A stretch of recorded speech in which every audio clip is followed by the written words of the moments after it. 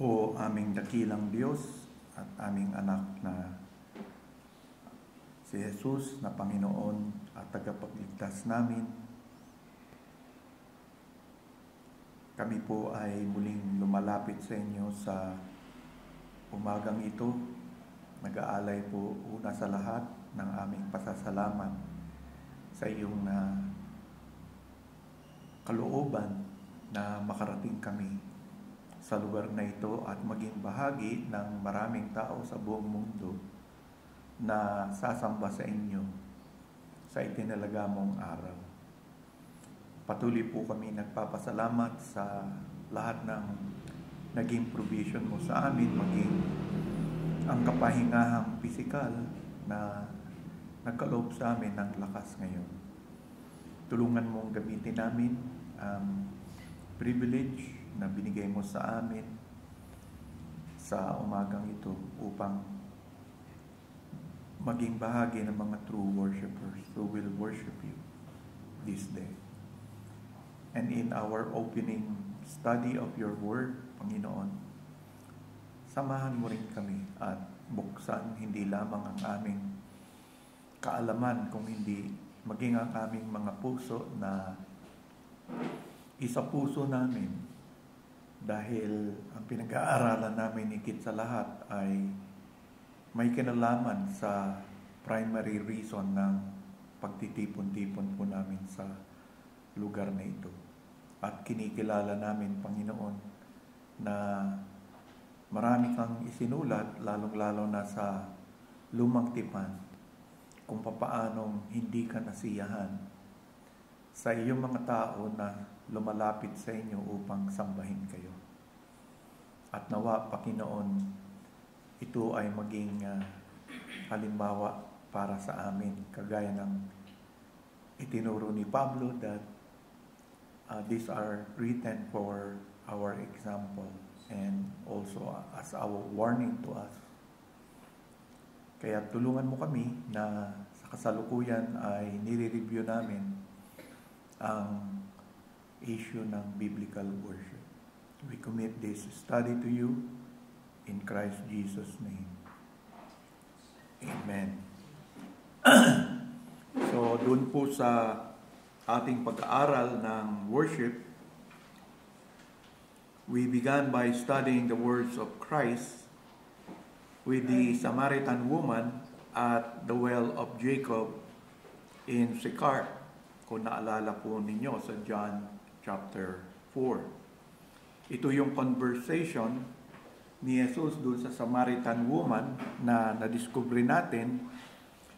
Yung sinasabi niyang there will be a change doon sa existing worship ng mga tao nung kanyang panahon dahil sa gagawin ni Jesus on behalf of the people of God in fulfilling His mission. So last Sunday, we begin studying on the new covenant worship that is now incorporated in the teachings of the apostles of Jesus Christ. Yung una nating pinag-aralan, pinakamahalagang text ay turo ni Jesus nung siya ay nandito pa. At doon nakita nga natin, sinasabi niya na magkakaroon ng change. So yun yung sinusubaybayan natin, yung change na sinasabi ni Jesus, na sinasabi niya na yung Old Testament system of worship will be drastically changed. Diba? Kaya sinabi niya, hindi na dito sa bundok na ito o doon sa bundok na yon. Kung hindi, it will be in spirit and in truth. So, yun ang inaalam natin. Ano ba yon? So, nung wala na si Jesus, hindi niya naman directly na ituro yon. Kaya tinitignan natin ngayon at pinag-aaralan yung mga apostles ni Jesus Christ patungkol sa New Covenant worship. And I began with the teaching of the Apostle Paul in his epistle to the Romans. And I led you to consider the second most important passage in the study of New Covenant worship, which is Romans 12, verses 1 to 2. Kaya nga dito sa Romans 12, in-incorporate ko yung pinaka-batayan ng salita ni Jesus. Kasi commonly siguro, kung narinig nyo yung Romans 12:1 and 2 na pinipreach, hindi nababanggit yun. Hindi nababanggit. Kaya nga, kailangan kong banggitin, iripaso sa inyo, dahil yun talaga ang context niya. Yun ang ginagawa ni Pablo dito sa Romans 12:1 and 2, na kung saan sinabi niya, I beseech you therefore, brethren, by the mercies of God, that you present your bodies a living sacrifice, holy, acceptable to God, which is your reasonable service. And do not be conformed to this world, but be transformed by the renewing of your mind, that you may prove what is that good and acceptable and perfect will of God. So dun sa chapters 1 to 11, sinet forth ni Pablo sa mga Roman Christians na yung state nila, yung identity nila, at yung union nila with Jesus Christ na kinikilala na nila ngayon bilang kanilang Panginoon at tagapagligtas, na tinawag niya the mercies of God. So 1 to 11, or primarily sa akin, especially verses 1 to, chapters 1 to 8. And then he sets forth, beginning verse chapter 12 up to 16, yung what kind of life should be lived by those who claim that they have the mercies of God. So kung itong mercies ng Diyos ay nasa iyo, naranasan mo, naging bahagi na ng buhay mo, ano yung ine-expect sa iyo? So mahaba yon, from chapter 12 to chapter 16. Nandun lahat yung command. Kaya nga sabi, eto yung mga in-state ni Pablo from chapters 1 to 11, and then from 12 to 16, umuulan ng command. At mapupunan nyo, simula sa verse 12, chapter 12, nagsimula dyan. Si Pablo, in answering, how should we live that now we are Christian? We are the recipients ng mercies ng Diyos. Paano tayo mabubuhay? At sinabi ko sa inyo, hindi niya ginamit directly yung apostolic authority niya in giving the exhortation, but he began with a gentle appeal. I beseech you, therefore. So, hindi yan imperative sa Greek, hindi siya kinukoman. It is a call. I remind you that also, yung mahalagang sinabi ni Schreiner, that this appeal made by Paul do not merely contain good advice or preference lang ni Paul. They represent the authoritative will of God and are enjoined upon churches in a solemn manner. So mahalaga yun. No? Kasi nga, hindi siya nagsimula ng command eh. It is an appeal eh. A gentle appeal. So ano ba to? Dapat ba nating seryosohin o hindi? Nililinaw ni Thomas Schreiner na kung pag-aaralan mo yung original language niya, hindi ganun. Kaya nililinaw ko lang using his short statement to clarify that these are authoritative even upon churches done in a solemn manner. So, nung inisyu itong appeal na ito ni Paul, he set forth the first thing that they must do. Diba? Ano yung definitive? Kaya nilagay ko, it is definitive. Exhortation. Dinefine niya kaagad. Ano yun? To, by the mercies of God, that you present. So, napakalaga na pananalita. Meaning to say that you surrender up, place yourself at the disposal of another. Yun yung ungkol. Ilagay mo yung sarili mo sa disposal ng iba. I-yield mo whatever is there to that. Every aspect of your believer's life, kung i-apply natin yung meaning ng word, is to be yielded, hindi naman sa tao, kasi dito ang call sa Diyos. So, yun ang unang gentle na niya sa atin. No? Ibigay natin ng buong buo ang ating sarili sa Diyos. And then sinabi ko sa inyo that Paul couches his call in the language of the Old Testament sacrifices. Primarily dalawa, the temple and the priestly duties. The temple and the priestly duties. And this Old Testament language dominates the rest of verse 1. Kaya nga, pag binasa mo, di ba? Present your bodies a living sacrifice, holy, acceptable to God, which is your reasonable service, or yung translation sa iba, which is your reasonable worship. So nakukuha nyo. Saan galing yung language na yun? Inimbento lang ba ni Pablo yun? Hindi. Paul couches that gentle call sa atin. No? In the sacrificial language of the Old Testament. Tapos, in-apply niya ito doon sa unang duty na ni-raise niya, if indeed the mercies of God is yours. Ito yung una. So, since it dominates the rest of verse 1, I decided to refresh you dito sa language na ginamit ni Paul. Saan ba ito galing? So, nire-refresh ko kayo. Kaya napunta tayo, parang umalis tayo sa Romans 12. Hindi tayo umaalis. Pinapakita ko lang sa inyo kung saan galing hinugot ni Paul yon. So, dalawa yung tinitignan natin. Yung tinawag natin the dwelling place of God and the holy priesthood of God.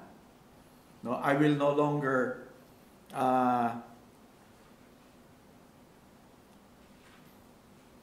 repeat kung ano yung napag-aralan natin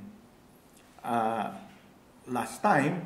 But yung holy dwelling place of God, alam natin, sa Old Testament, pinag-aralan natin yung tent of meeting, nagsimula yun doon, the tabernacle, and then later sa temple.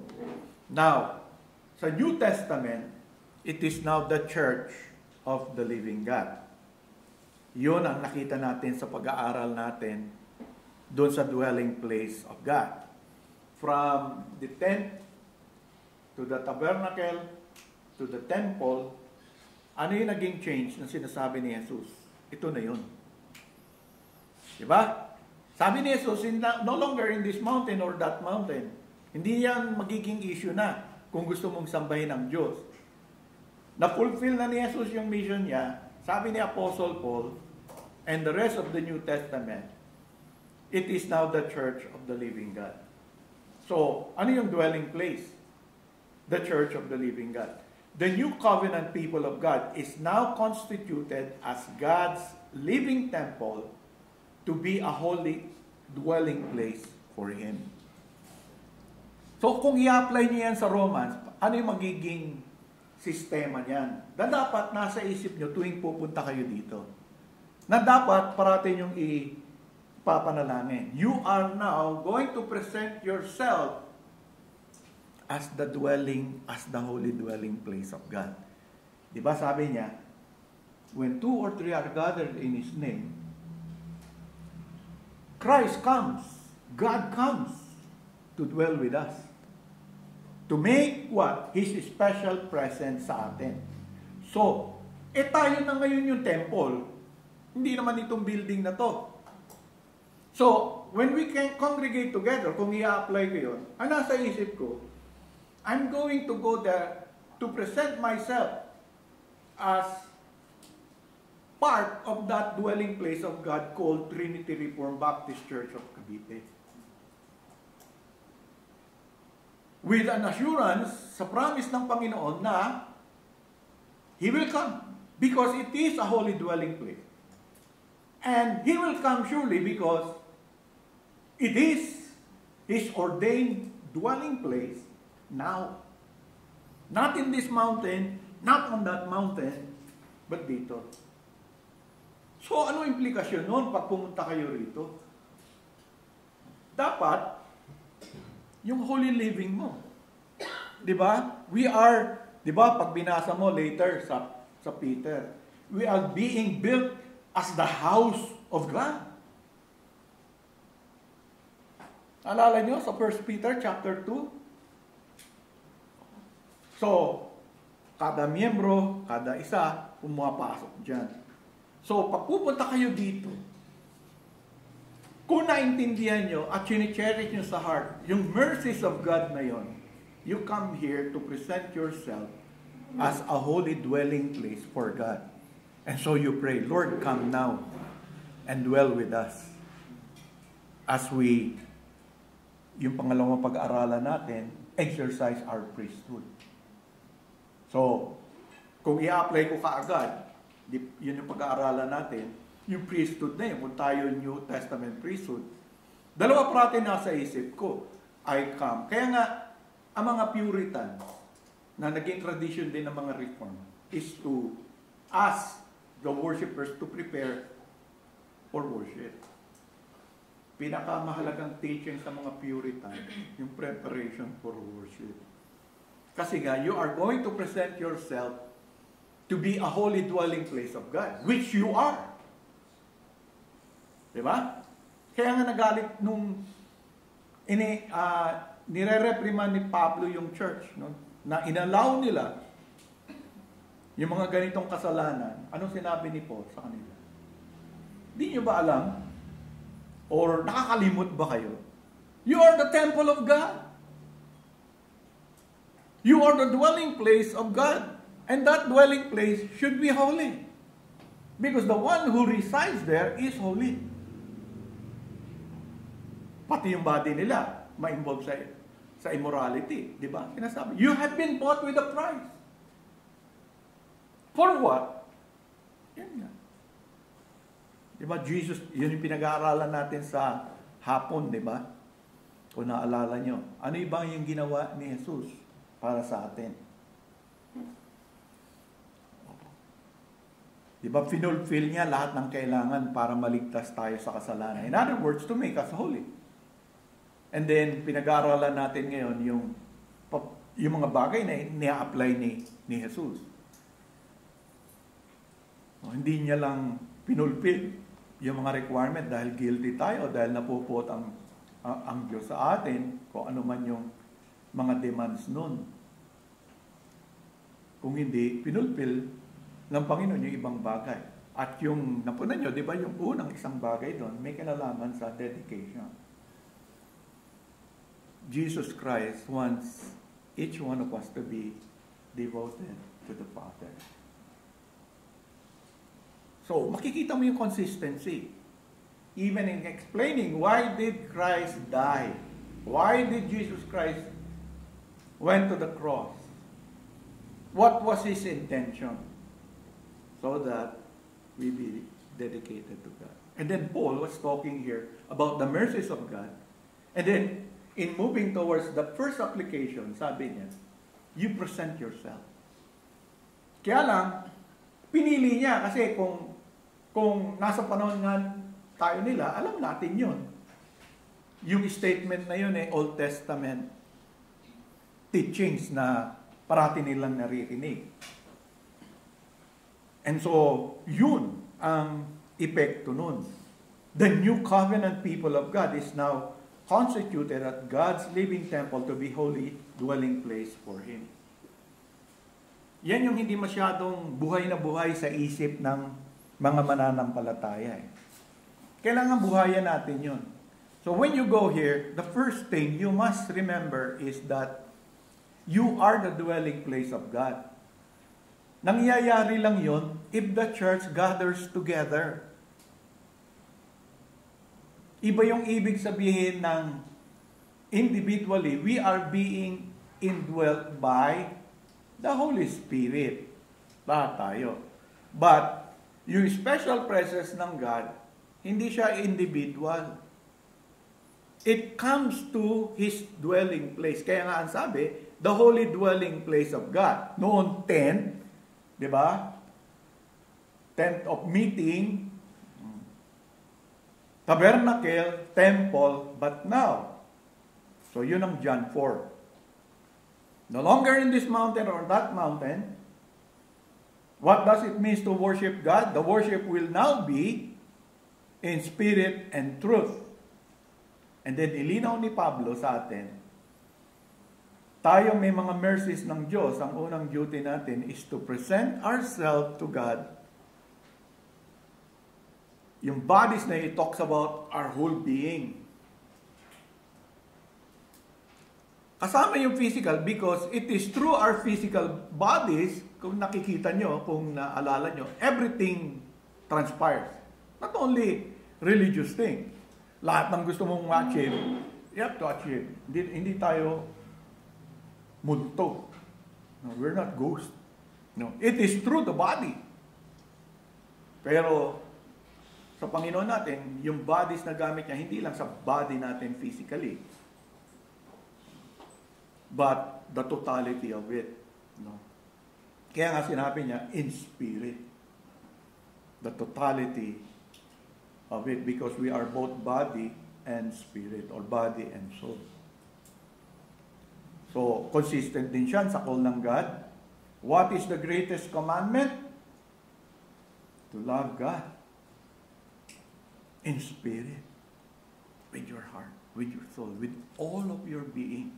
So, pag binasa mo, lahat consistent yung call. Diba? Very consistent siya. Kaya nga nililinaw ko sa inyo, pinaliwanag ko sa inyo, kung paano yon. Ano yung tinutukoy ni Pablo? So, last Sunday, ito yung tinukoy niya. Today, we want to consider the holy priesthood of God. The holy, what does it mean to be the holy priesthood of God? Siyempre, yung reference ni Pablo ay galing sa Old Testament. Binanggit ko sa inyo, isang magandang aklat. Maraming magandang aklat sa worship ngayon in the Old Testament, nandun sa Amazon. Pero yung ginagamit ko, may isang maganda doon na available siya. No? Worship in the Old Testament by Dr. Ian Duguid. Mga Old Testament Hebrew scholars, kung mga binabasa na.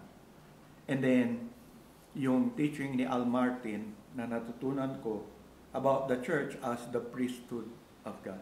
May series din siya doon. So, ito yung nagka-guide sa atin pag-aaral. So, the priesthood of God. In the Old Testament teaching, yung tabernacle is not the only innovation in worship of God in the wilderness period. It is here too that we first encounter a regular, organized priesthood. These two go hand in hand. No? Kasi you cannot have a sanctuary without attendants.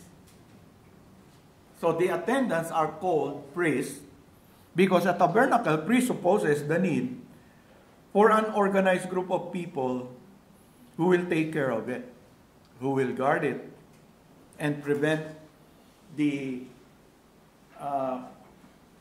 profane actions of other men. Kasi talagang edifice siya. Lugar talaga siya. Kaya nga, di ba, yung sa Holies of Holies, may mga temple guard. Nakapaligid. If you attempt, they will kill you. Kahit na doon sa lugar ng mga priest, kung hindi ka priest, pag nahuli ka nila na nandun ka, ang punishment talaga death. Papatayin ka nila. Kahit anong sorry mo, papatayin ka nila. Eh lalo na kung i-attempt mo yung Holy of Holies. Hindi ka makakarating doon. So, ganun yung structure niya. Di po ba? So, because, kailangan talaga. So ano yung origin ng Israelite priesthood? Sa pre-Sinai worship, wala pa yung event na yon. Walang central role ang priest sa worship. Moses himself leads the people in their worship. Yan po yung tinatawag nating pre-Sinai. Nagsimula yan yung pinalabas sila sa Egypt. Tapos pagtawid nila nung Red Sea at na-experience nila yung deliverance ng Panginoon, you read in Exodus 15 verses 1 to 21, yung then Moses and the people of Israel sang this song to the Lord. Diba nga ba nung kanta? Verses 1 to 21. It is Moses, sinasabi dyan, who led that. And then, nung nakikipagdigmaan sa Amalekites, naalala ninyo, Moses lifts up his hands in prayer. And then he built an altar to the Lord in Exodus 17, 8 to 26, no? Or 16 yan dapat pala. Hindi 26. 8 to 16. Moses built an altar and called the name of it, the Lord is my banner. Nung time ni ang isa lang nadagdag dyan, yung father-in-law niya, si Jethro. Pero minsan lang yon in Exodus 18:12, na Jethro, yung father-in-law niya, is the one who offered the sacrifices. He is not a priest. And even though si Aaron at yung family niya nandoon, ang pinagled ni Moses, yung father-in-law niya. So, ganun po. Yet, from Mount Sinai on, ito na po yung naging organized. It began with the Aaronic priesthood, alam niyo na yan, and then later, Levitical priesthood, yung mga anak ni Aaron. So, mahabang scriptural passages yan. Exodus 28 verse 1, for example, now take Aaron your brother and his sons with him from among the children of Israel, ang Panginoon nagsasalita, that he may minister to me as priest. Aaron and Aaron's son, Nadab, Abihu, Eleazar, and Ithamar. And you shall make holy garments for them. So, ang Diyos pa rin yung pumili. So, sila yung nag-serve ng priesthood. But later on, he also called the tribe of Levi. In Numbers 1, beginning verse 47, but the Levites were not numbered among them by their father's tribe. For the Lord had spoken to Moses, saying, only the tribe of Levi you shall not number, nor take a census of them among the children of Israel, but you shall appoint the Levites over the tabernacle of the testimony, over all furnishings, and over all things that belong to it. They shall carry the tabernacle and all its furnishing, they shall attend to it, and camp around the tabernacle. Tapos pagka nag-move na yung tabernacle, sila lang yung allowed mag-carry ng mga bagay-bagay. Sila yung magsiset up uli noon. And then, any outsiders, sabi yan, the outsider who comes near, hindi sila Levite, shall be put to death. So, doon kitang-kita natin, hindi si Moses ang nag-appoint ng priesthood, ang Panginoon, directly. Because it is his worship. So, Moses himself is never called a priest, although in the covenant ceremony of Exodus 24, he manipulates the blood. No? Very amazing. No? Na yun ang ginawa ng Panginoon in priestly fashion, sprinkling it upon the altar and the people. In Kaya magandang basahin yung Exodus 24. In verse 6, for example, and Moses took half the blood and put it in basins, and half the blood he sprinkled on the altar. Pag binasa mo Leviticus, mga priest ang gumagawa niya. Then he took the book of the covenant and read in the hearing of the people, and they said, all that the Lord has said we will do, and be obedient. And Moses took the blood, sprinkled it on the people, and said, this is the blood of the covenant which the Lord has made with you, according to all these words.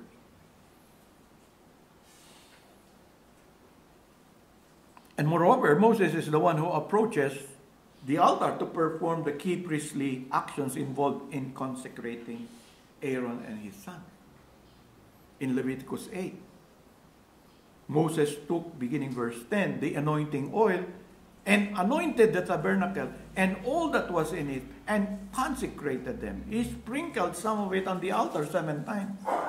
Anointed the altar, its utensils, the laver, its vase, to consecrate them.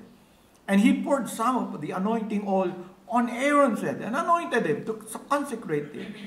Then Moses brought Aaron's sons and put tunics on them, girded them with sashes, and put sand on them as the Lord had commanded. Moses himself is never a priest. No? And yet, this the Lord did. Bakit ito ginawa ng Lord? He is exalting Moses' holiness. That Moses' holiness, though he is not a priest. Makikita nyo, di ba? Ang daming holiness code sa lahat ng priest. Sila lamang makakalapit. Pero bakit si Moses inalaw ng Lord na gawin yun? Because the Lord wants to teach the people that Moses is holy to him. That Moses is never inferior to anyone, including the priest. Kaya nga ganun na lang, kulang-kulang na lang sambahin ng mga Diyos si Moses. Nakukuha nyo? Hindi pa nga si Abraham, si Moses talaga. Kasi nakita nila, bukod sa God meets with him there in the mountain and brings to them the will of God, nakita nila, Moses is the very first na ginawa ng Lord yun. Tapos, inalaw niya yung mga priests, ang daming code, pero kay Moses, wala. Hindi niya sinabi kay Moses, mag-wear ka muna ng ganito. Hindi niya sinabi kay Moses, ito muna gawin mo. He just asked Moses to do what he needs to do for the tabernacle, for the priest. Again, what is God saying? I consider Moses holy unto me. His holiness is never inferior to any one of you. That's why Moses speaks face to face with God.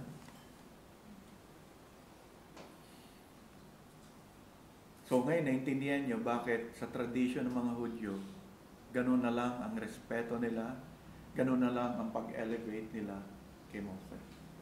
Kahit ako po yung kung nabuhay ako, I would say Moses really is very, very different person.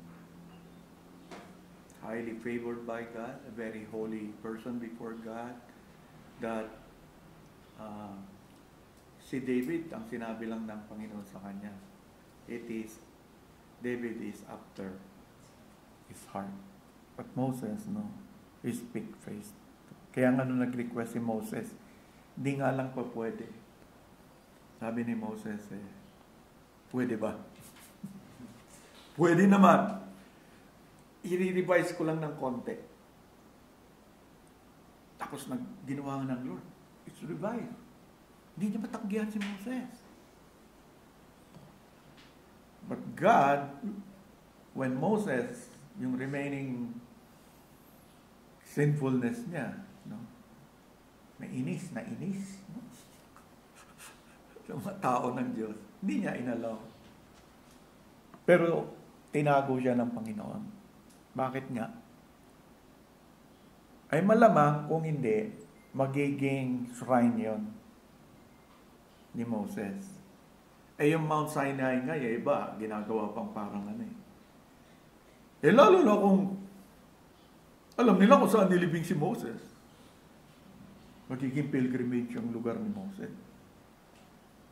So, although kung nagbabasa kayo, lately, nakita daw nila kung saan nilibing si Moses.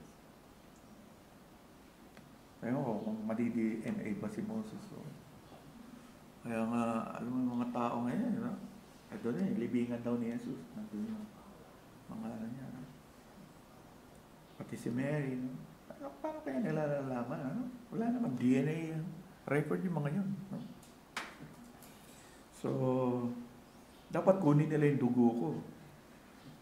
Kasi di ba, you are my brother. You are my sister. Kalahi tayo ni Jesus. Spiritual sonship. But, yun nga, marami nagdi-desire ng ganun. Sa akin, for what purpose? Why are you looking for the Ark of the Covenant? Why are you looking for Moses? When you go to Hebrews, sasabihin nila, Jesus Christ is greater than. Why are you going to await the creation of the temple in Israel? If they create a temple there, it is a display of great rebellion against Jesus Christ. And as a Christian, I will not sympathize with that. Kaya ako nga, pag pumupunta sa ibang lugar, I don't visit kahit nasabihin nilang 7 wonders ng Panginoon ng isang napakagandang temple. Hindi ko yan pupuntahan because God hates high places. Kristiyano ka, pupunta ka sa temple ng Buddha. Tapos pag sinabing alisin mo yung sapatos mo, alisin mo para lang makapasok ka. That's giving homage. And God hates those places. Kaya ako hindi ako magpapapicture, hindi nga ako pupunta diyan. Kayo kung gusto niyo pumunta. Pero ako hindi, Kristiyano ako eh. Alam ko God hates that place. Why would I go there? Marami namang ibang place. So I don't go. Kahit sa Roman Catholic nga, nakakatakot pumunta. Pulong-pulo ng idolatry, even though they believe the same God that we believe. Ang problema lang nila is may problema sila sa soteriology nila. How can a man be right with God? Iba-iba yung mediatorial system nila. Kaya, hindi ka masyadong natatakot. Pero still, I'll never. Yari, nabatay yung tatay ko, dinala ng Katoliko yung mga kamag-anak, yung kapatid. Dinala nila sa Roman Catholic. May ceremony doon. I won't join them.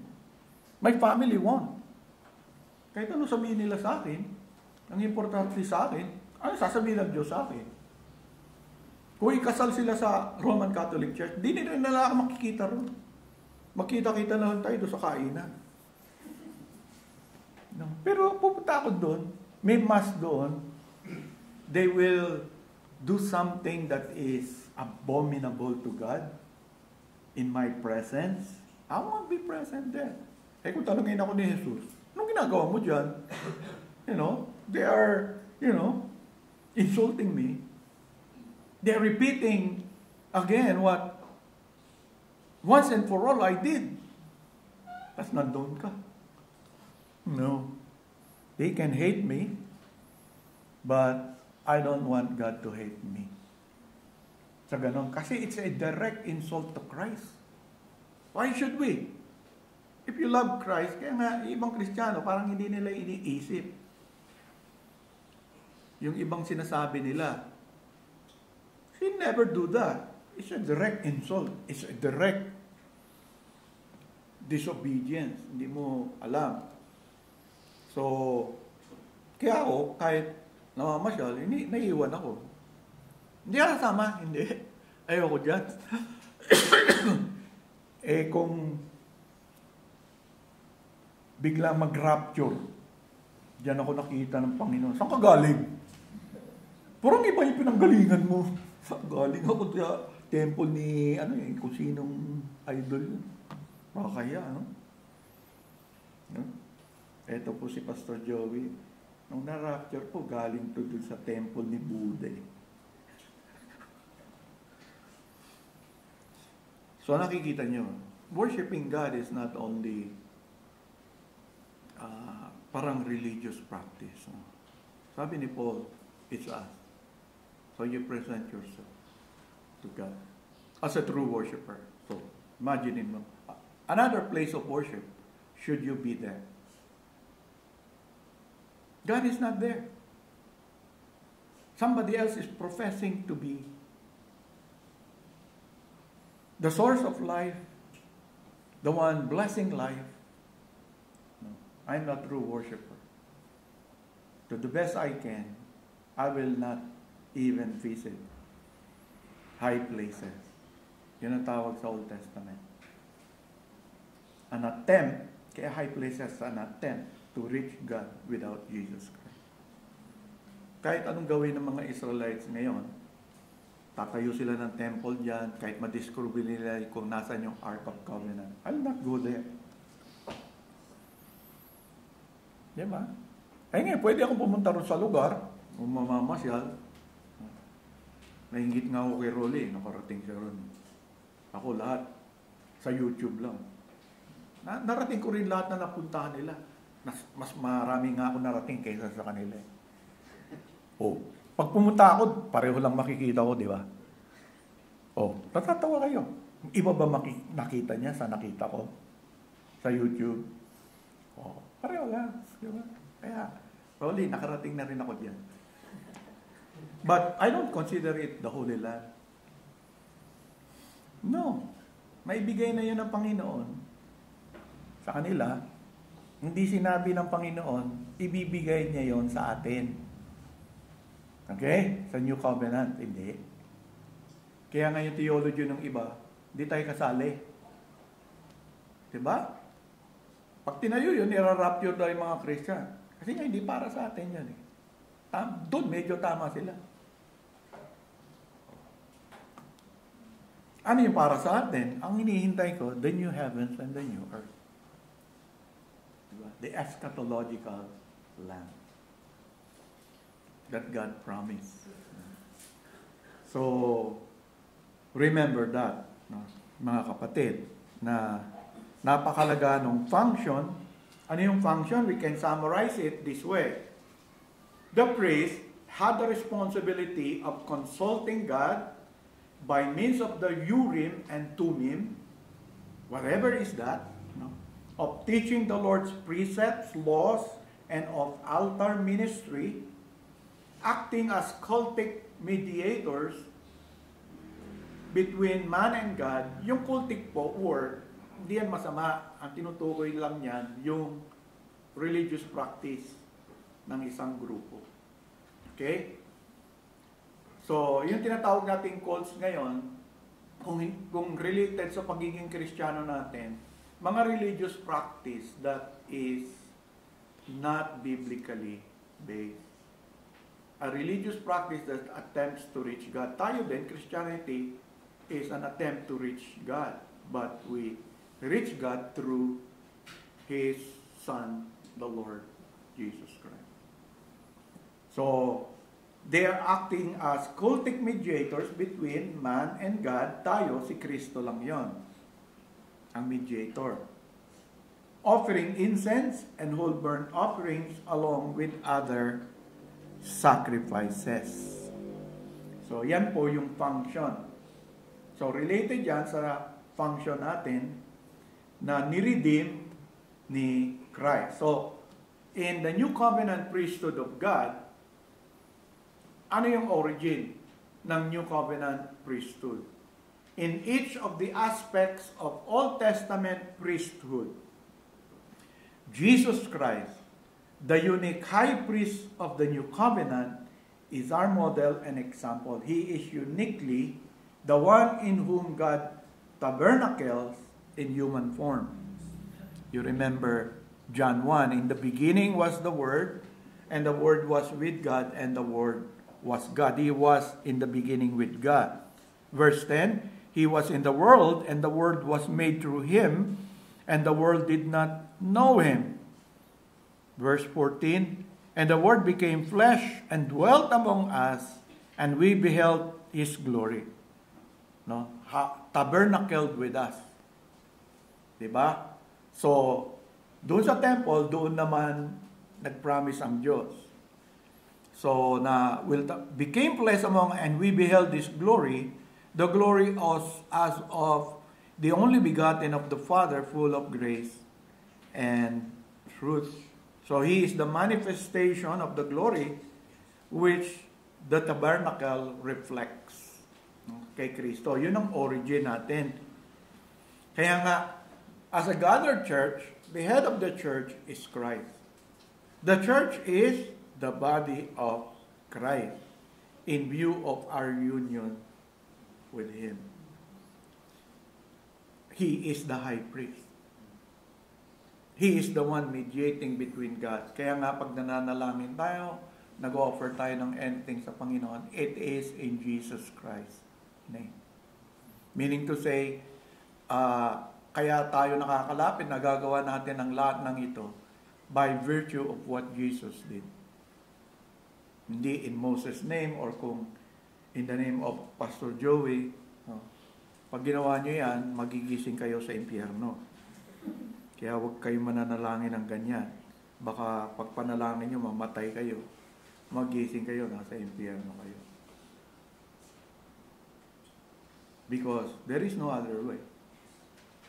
Palitan nyo man yung pangalan, in Buddha's naming, kung sinong name ang ilagay nyo. You end up in hell. Because there is only but one mediator. And that one tabernacled with us for a while. And now, through our gathering together, He comes and says, manifest His special presence because we are the dwelling place of God. So, kung tayo yon, diba? Tayo yung attendant. Kaya nga, kung ginagamit, ito yung place na ginagamit natin, we say to it na meron tayong proper decorum. Diba? Ganon din ang sinabi ni Paul kay Timothy. That I write this thing so that you may know how to behave in the house of God, the house of the living God, which is the pillar and ground of truth. So, marami siyang binigay. Kaya, yun din yung pinag-aaralan natin kung ano yung binigay na yun. Kaya, don't ever think na mahigpit. Hindi po ako mahigpit. Si Randy lalo siguro, hindi. Pero I'm concerned about you coming. Ako, I come thinking about that. Kaya nga mahilig ako dito eh. Kasi pastor nga ako, tinawag akong pastor. I always study about worship. I always study about the church. I buy books on that. I study Old Testament worship and all these things. Why? Kasi nga, elder kami. Yun, pag nandito tayo tuwing linggo, yun ang gagawin lang natin eh. And then yung one another principles in overseeing the church. See to it, kung nakikita ko naman yun, hindi ko naman kayo parating i-schedule na makipag-usap sa akin or what. Pero kung nakikita ko may konti paalala lang. No? Diba? Kung di maganda yung salita nyo, baka susukin ko lang kayo ng finger, alam nyo na ibig sabihin nun, or sabihin mo sa brother. Hindi naman i-review mo kaagad na. Yung bibig mo parang galing sa impyerno. Ang lupit na pastor, Diba sabi may gano'n sa Bible, yung it rises from the hell itself. No? Gagamitin mo yan sa acknowledging there remains of sin, so you just kapatid, ingat lang. Baka may tumubad yan. Slain not by the Spirit, slain by your tongue. So, why? Because yan yung origin ng priesthood natin. So, maingat tayo kung ano yung i-offer natin. Tama? Si Christ, anong in-offer niya? Yung sarili niya. Kaya si Pablo, nagsisimula siya, ang i-offer mo yung sarili mo. Ako nyo, nagiget nyo yung tatakbuhin ng usapin. So, napakalaga nito sa atin. The new covenant people of God is now constituted as God's holy and royal priesthood to offer acceptable sacrifices to Him. So, kung kinonstitute tayo na siyang papalit doon, ito yung mga bago. Yung sabi ni Christ sa John 4. There will be a radical change in the way people worship me. Ano yung radical change? Yung dwelling place ng Diyos. Tayo na yon. Okay? Pangalawa, yung magsaserve sa Lord, yung magte-take care ng temple na yon, the holy priesthood, who will offer sacrifices to Him. Now, in some way, what is that priesthood all about? Hindi ko walang hierarchy. In saying the priesthood of the elders, the priesthood of all believers, I'm not saying na may hierarchy, na mas iba yung sa amin. No. I'm just mentioning this because of what the scripture says. Yung priesthood ng elders na nilagay ng Panginoon, what kind of priesthood the elders should exercise, is defined in Matthew 16. And I will give you the keys of the kingdom of heaven, and whatever you bind on earth will be bound in heaven, and whatever you loose on earth will be loosed in heaven. In other words, through preaching, discipline, law, and grace, as it is mediated to the covenant community, napupunan nyo, ang nangunguna, yung pastor. So, in some way, kasi ang priesthood nga ganon. So, may priesthood na ganon, pero ginagamit lang ng Lord yung different gifts na binigay niya.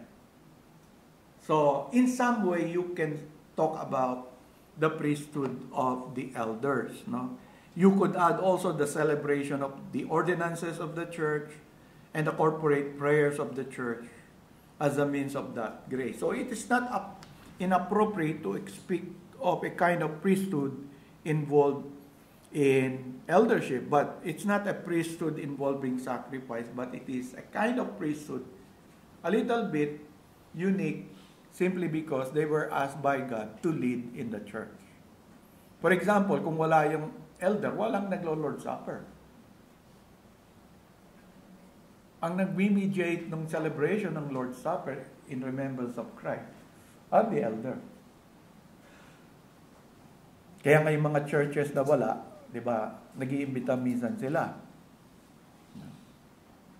In acknowledgement. And kung hindi kaya, kung nandun naman yung pastor, pwede niyang i-delegate siguro sa iba as long as he is there. To see to it that things are being done. Kasi yun yung duty niya. Yung corporate prayers, ang nangunguna doon, yung mga pastor. Kaya, doon sa atin, salitan kami ni Pastor Ranji sa pangunguna. Although our prayers is church corporate prayer. So nakikita nyo yon, yung church discipline, kami pa rin yung mangunguna doon. Kung merong gustong ang Panginoon na i-exercise na discipline sa priesthood niya, yung mga elders yung mangunguna. Yun lang ang ibig kong sabihin. Okay? I'm not saying, kaya okay hindi, mas maganda yung priesthood ni Pastor at ni Ranji. Lalapit ako sa kanila para mag-mediate. No, there is only but one mediator. Christ alone. Ito lang may kinalaman doon sa gifts distributed by God in the church. But normally, we talk about the priesthood of all believers. No? The priesthood of all believers. Dito pumapasok, for example, yung 1 Peter 2. In verse 5, you also as living stones are being built up a spiritual house. You see, priest ka na, house ka pa. So, naintindihan niya kung ano ibig sabihin nun. A holy priesthood to offer up spiritual sacrifices acceptable to God through Jesus Christ. In verse 9, it's a royal priesthood, but you are a chosen generation, a royal priesthood, a holy nation, His own special people, that you may what? Proclaim the praises of Him who called you out of darkness into marvelous light.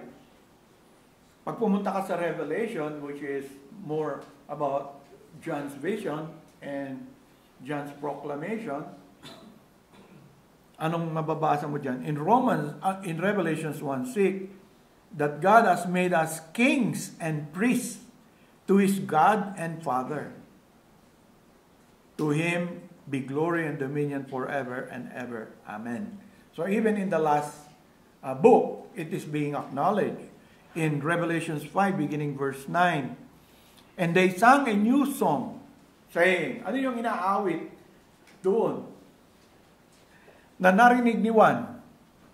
So pakinggan natin. You are worthy, meaning to say, addressing Jesus Christ, to take the scroll and to open its seals, for you were slain and have redeemed us to God by your blood out of every tribe and tongue and people and nation, and have made us.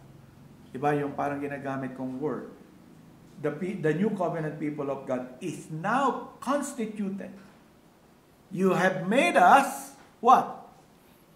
Kings and priests to our God, and we shall reign on the earth. We will be reigning on the earth as the priests and kings of God. And what does this teaching mean to us? Well, the whole message of the New Testament, and in particular the book of Hebrews, is that Jesus Christ Himself is the reservoir of reality into which every priest of the Old Testament type and shadow of the Old Testament flows and now resides, so that the only priest recognized in the New Testament is Jesus Christ.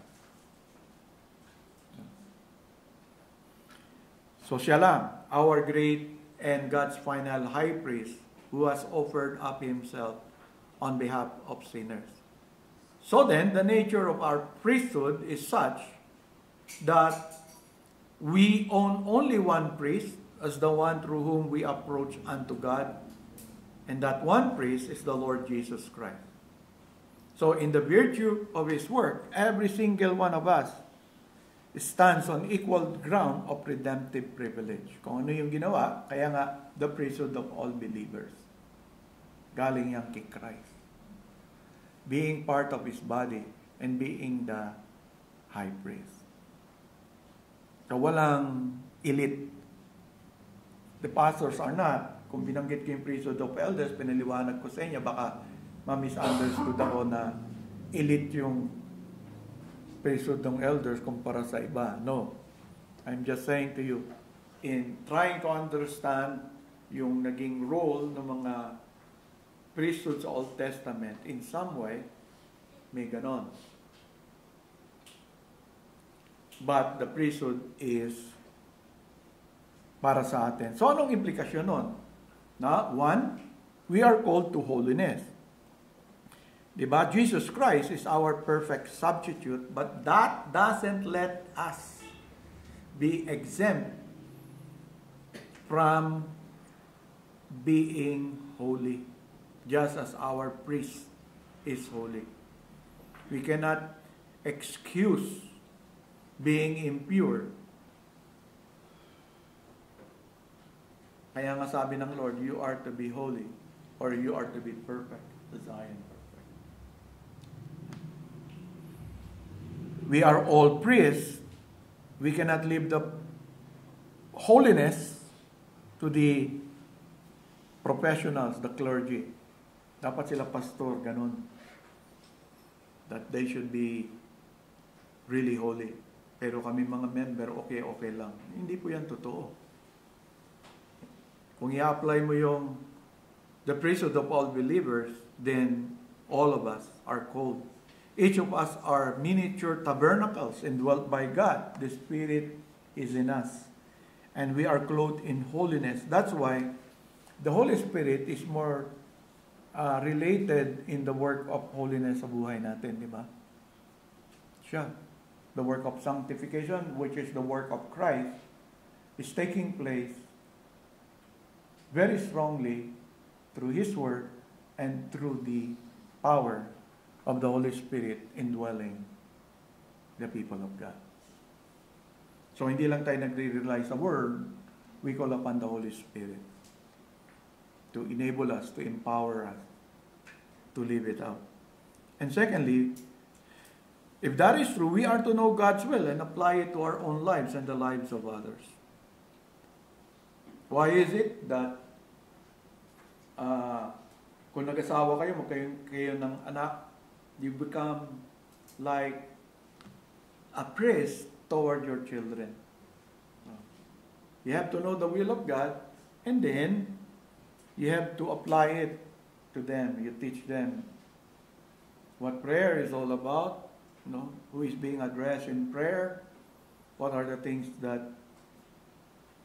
you as a child can pray to God. So, bakit mo tuturuan mag-pray? Hindi man sila Christians. Because they are the creatures of God. So, based on that, they can. They should be thankful. That's why ang unang tinuturo natin sa kanila is yung being grateful to God, their Creator. And they can understand that. Kung tama yung teaching mo. So, you teach them about the teachings in Genesis, how this world was created, and how you were created, though you came from your dad and mom. Not all who got married would have children, because then you show from scriptures, it's God who decides. And everything comes from God, you should be thankful. And then we warn our children by saying to them, you need not be that sinful in terms of violating the 10 Commandments, my child. All you have to do is to be ungrateful for the things that God gives to you. And God has a reason, and a clear reason, to send you to hell.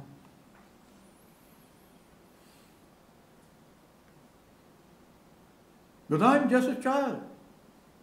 You were born a sinner. So, you instruct them, you tell them what they need to know. And then, suddenly, maybe your child would say, is there a way for me to be delivered from the punishment of God, the anger of God? Yes, there is, but only one way. What is that way? It's the Lord Jesus Christ. You have to come to that realization. And so, what do you teach your children? You teach them about Christ. You don't just tell them stories about Moses, about all these things.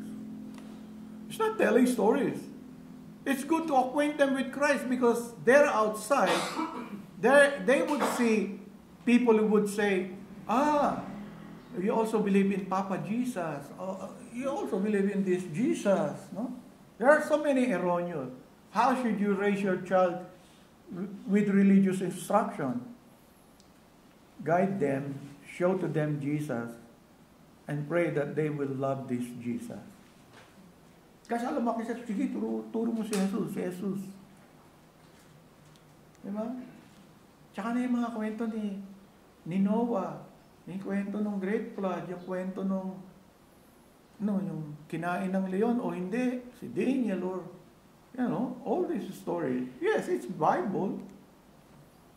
Pero, kung mag-instruct ka ng isang tao na ganyan, maganda yata, tatarin mo siya, maipakita mo sa kanya kung sino si Jesus.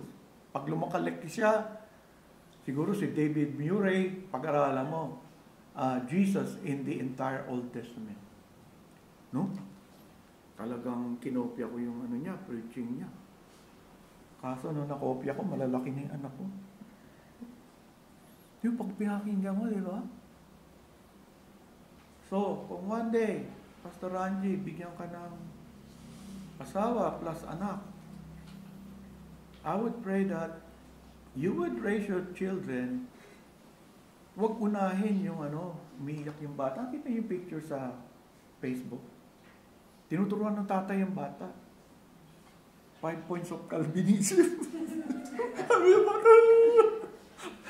Tatawa-tawa talaga ako. Baka kapatid, nakita ko, sino ba nag-post nun?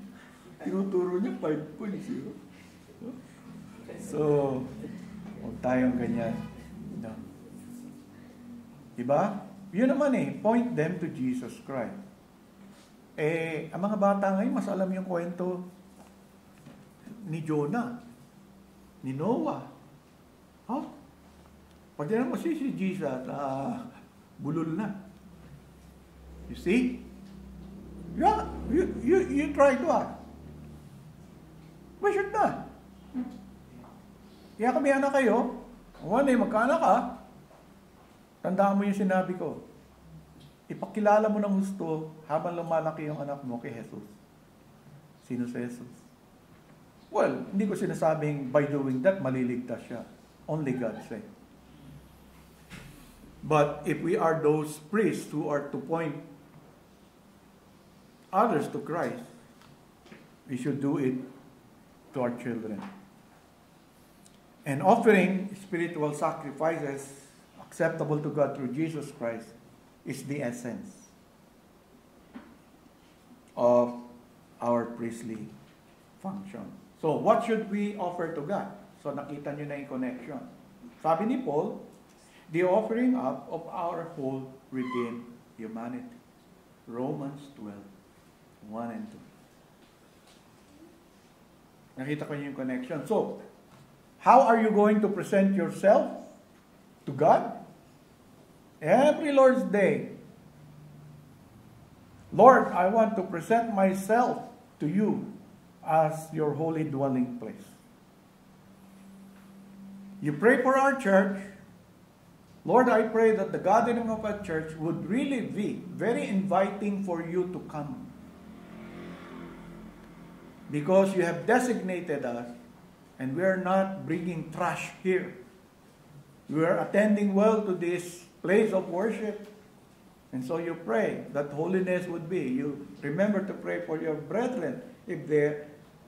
I pray, Lord, for my brothers and sisters that they would, if they are carrying with them sins, I pray that before they come, they call upon you. For you are faithful to cleanse them from all their sin if they confess it. Why are you asking the Lord to do that? Because it's the Lord's Day, and the church is going to gather as what? The holy dwelling place of God. And so you come here with that mind. I will be part again. I thank you, Lord. That's why I always thank the Lord for giving us the honor and privilege to gather together, providing all that we need to come, because we are presenting ourselves to God, first of all, as His holy dwelling place. Are we? Secondly, come to this gathering as one who is to be part of that priesthood who will offer spiritual sacrifices to the Lord. And so when we, di ba yung nabasa natin sa Peter, that we may declare the praises of Him. If we are singing a hymn that is declaring that praises, you who are the priesthood of God should not close your mouth and say to me, Pastor, I'm singing naman in my mind and in my heart. You're not declaring it. So, hindi mahalaga yung tono. Sabi nga ni Paul, di ba? When you sing these psalms and these hymns, these spiritual songs. It comes from what? From what? One's heart. Why is it coming from your heart? Because you are dedicated to your role as a priest, called to proclaim the praises of Him. I have that opportunity, as Brother Len or Brother Manny says, let us praise God by singing hymn number so and so. If you are a member of this church, better do it. I don't feel like singing. It doesn't, what? Depend on how you feel. That is why it is a duty, it is a responsibility that is given to you by God, because you're the only one who can do it. You need to be a Christian to be able to do it. You can do it, but apart from being in Christ, you cannot really worship God. The only way to worship God is to be in Christ. Because then you are acceptable to God. Why? Why are you acceptable to God? Because He designated you as His priest. He designated you to be the one to offer sacrifice. And Jesus Christ died because He knew the Father is seeking true worshipers. And so Jesus Christ was seeking the lost. Same Greek word. The only two places that seeking is used with God.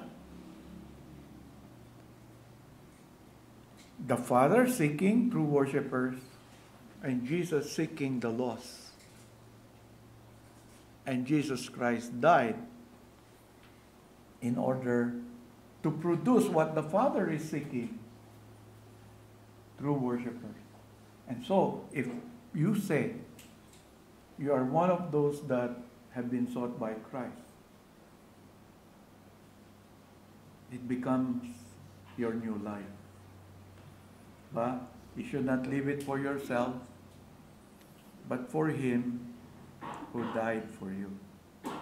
And Paul says, offer your whole redeemed humanity.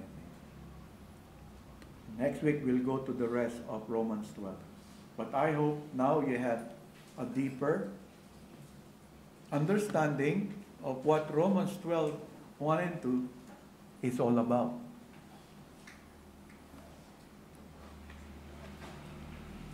And I pray that that would be the consciousness that you will always have and possess as you come here. And not criticize your leaders for preventing you from being noisy, from encouraging you to come on time. Because the church is you. It's not this place. It's you.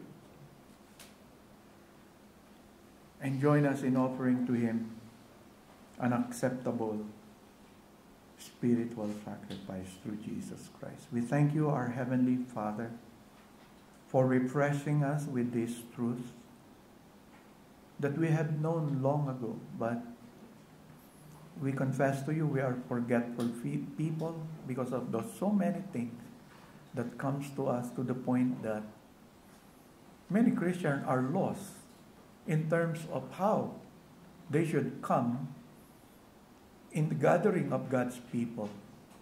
Sometimes they come empty of who they are and what they should be.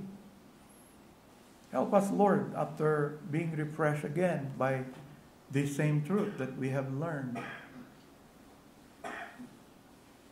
time ago, that indeed that consciousness will be always with us, and that we will grow, so that we would be joyful and we will continually rejoice for having this privilege. It is not like the worship all around us. Never, ever. It is something unique. It is something that comes from you. And we are blessed, Lord, that in Christ we have become. And we pray for others who are joining us, that they would consider that true worship will only take place if finally they come to Christ, embrace Christ as the only mediator, as the only high priest that can cleanse them from all their sins, that can make them a priest and a true worshiper who will worship the Father in spirit and truth. May you bless this church, Lord, and may we be able to transfer that truth to those whom you will bring to join us, because this is the primary thing that we do whenever we gather in this place.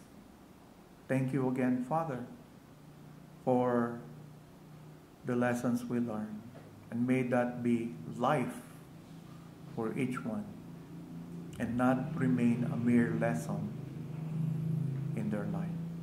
For we ask this blessing in Jesus Christ's name. Amen.